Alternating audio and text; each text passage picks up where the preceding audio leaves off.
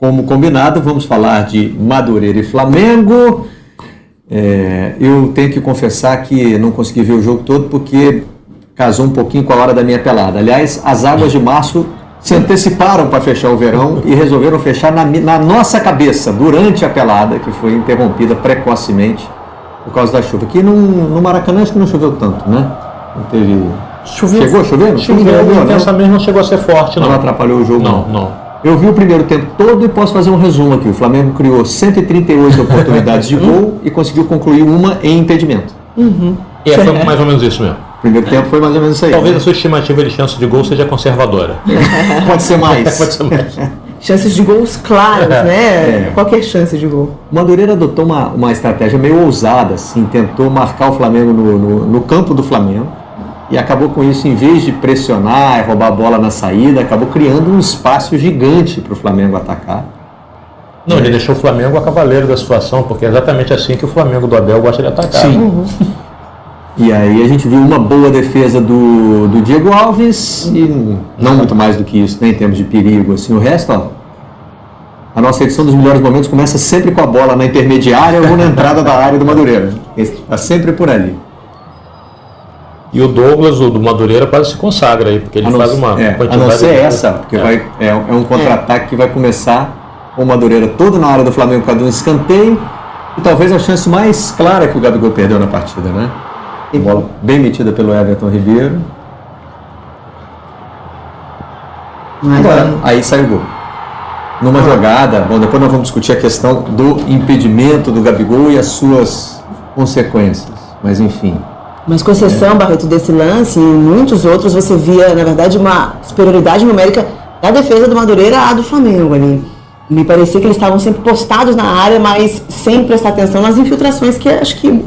Era estranho isso, o Madureira se defendia com 7, mas não conseguia impor essa superioridade numérica. Não conseguia ler o jogo, que o time do Abel está conseguindo aos poucos encaixar, que é esse jogo mais ofensivo ali, usando esse palavreado moderno, vertical, né? Mas com infiltração.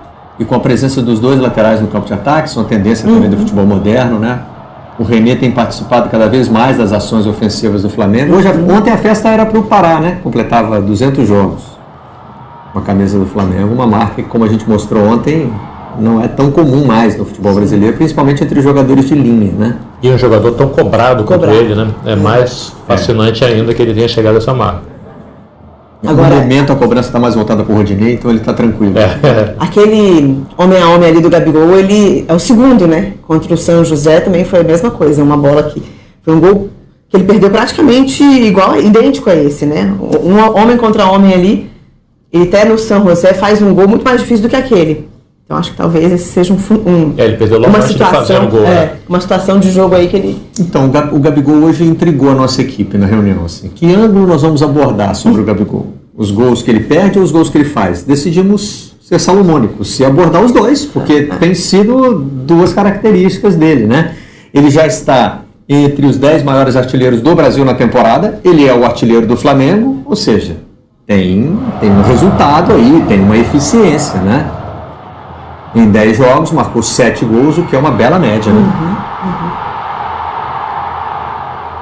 Com 756 minutos em campo, o Gabigol tem participado bastante, assim, não tem saído muito, não. Ele às vezes muda um pouquinho de função, né? Aconteceu ontem também, não aconteceu? O Uribe entrou, né? Sim. E aí ele foi pro lado do campo, né? É porque é curioso isso, ele resolve o problema do centroavante, né? O Flamengo sempre hesitou, nunca abraçou o Dourado, por exemplo, mas ao mesmo tempo ele não é um centroavante, não típico. Mas ele talvez tenha uma movimentação mais adequada ao que é esse time do Flamengo, não? Sim. E o entendimento dele de um cara que procura tabela, que faz o... Que é o que ficava se tentando nas últimas temporadas, sobretudo na última, né? No finalzinho daquele time ali do Barbieri, por exemplo, que era o time pêndulo, né? Ataque pêndulo, que ficava rodando. E talvez pela característica mais do Dourado ali, ou enfim, antes um pouco do Guerreiro, não conseguiam criar, né? Porque era aquele centroavante que ficava ali esperando um pouco de pivô, né? Ele tem um estilo de jogo completamente diferente. Uma mobilidade muito maior, né? E aí é o outro lado, ó. Esse aí é o Gabigol perdido. É excesso de preciosismo, né? Ele escolhe o canto que ficaria mais bonito, mais distante, mas ele tinha o outro canto mais aberto para ele. A gente precisava ampliar um pouquinho isso, fazer uma comparação, né, tentar entender, mas ele tem 47% de acerto. São 34 finalizações, isso na temporada, né, gente? Aqui nós mostramos os lances dele ontem contra o Madureira, em que isso realmente chamou muita atenção, os gols que ele perdeu. De 34 finalizações, ele errou 18. Ontem, por exemplo, o Gabigol só conseguiu 3 finalizações no gol. Mas entre as que foram pro gol, a taxa de acerto é alta, né? Uma foi aquela que o goleiro fechou ali no contra-ataque, e as outras 2 entraram. E ele chega na bola e o time permite que a bola chegue nele, né? Porque um dos problemas do nosso futebol com o centroavante é que a bola não chega no centroavante. E ao não ser acionado com frequência, ele não tem massa crítica para acertar um número suficiente de bolas. Então ele não faz gols, não serve nem de pivô, nem de finalizador. Isso é bastante comum no Brasil hoje em dia. O centroavante que está ali meio fazendo número. Antes de chamar a entrevista, um trecho da entrevista do Abel, que falou das chances perdidas, eu só queria mostrar um lado positivo do Gabigol na partida, que foi a comemoração, né? Acho que muita gente estranhou, não sei, é porque eu sou tiozão da internet, então pode ser que só eu tenha estranhado a comemoração, que todo mundo soubesse a história do Nego Ney, né? Mas ele faz essa dancinha aí, ó. O Bruno Henrique vai se juntar a ele, e aí, ó, aí a origem. Mais um daqueles fenômenos da internet, né? Olha o garotinho aí. Que graça. Ele precisa treinar mais os pés do Gabigol, porque o garotinho deu um olé nele ali. Mas ali no molejo. Na cintura ele tá. No jogo de cintura. E fez uma criança feliz, tem um tipo de comemoração, né? Ele está muito antenado, né? Acho que o Gabigol, ele fazia isso no Santos, sim, mas era o seu berço, né? Então, acho que é interessante ver essa identificação que ele tem criado e, de fato, se debruçado sobre a identificação com a torcida, né? Ele tem feito isso, ele tem cantado as músicas, você vê que ele está engajado nessa... Essa observação é interessante, que outro dia eu reparei, o Gabigol... Porque assim, quando ele faz isso, você pode dizer, tá fazendo isso pra galera, realmente. Ele foi lá pra torcida e disse, vou fazer uma coisa aqui que vocês gostam. Ele fez lá a dancinha do Nego Ney, né? Mas teve um dia, eu acho que foi contra a LDU, que ele voltou pro meio do campo cantarolando a música da torcida do Flamengo. E era uma coisa meio assim, ele não fez aquilo ele não fez pra câmera. A não ser que ele seja um gênio da comunicação e tenha falado assim, vou fingir que estou cantando aqui na minha para a câmera me pegar, mas eu não acho que tenha sido isso. Eu acho que era uma sintonia mesmo. Ele estava curtindo ouvir a música, né?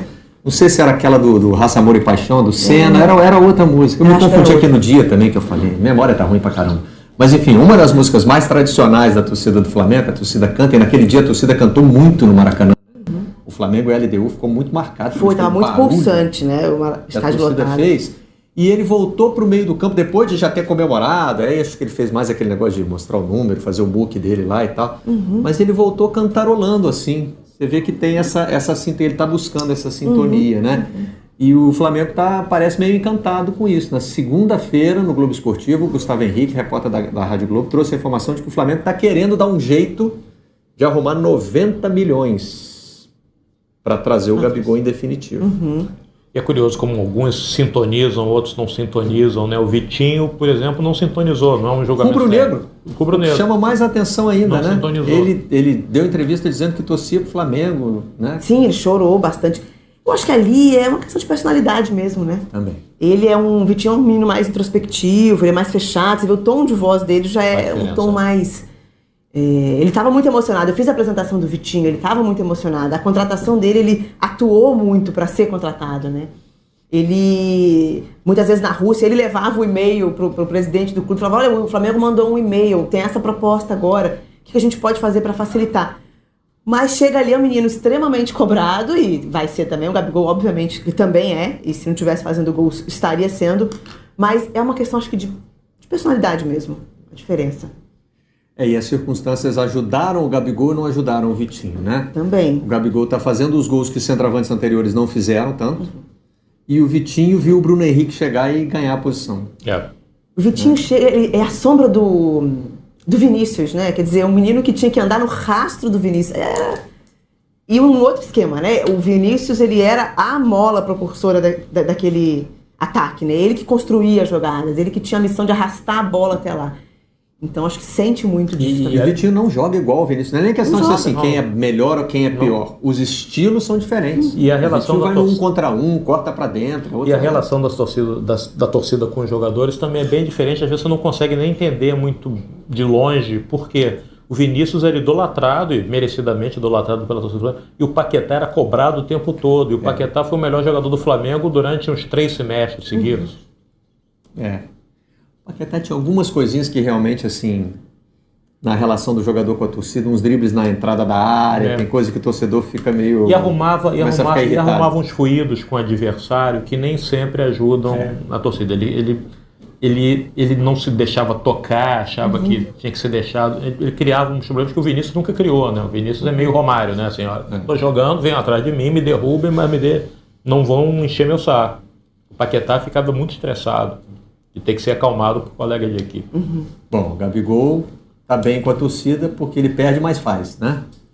O ditado era outro aqui no Brasil, mas enfim, nesse caso ele perde os gols dele, mas acaba fazendo, é o artilheiro do Flamengo na temporada. Ontem, por exemplo, você podia contar a história do jogo pelos gols que o Gabigol perdeu, só que o jogo foi 2-0, 2 gols dele. Então, né, isso muda totalmente a perspectiva.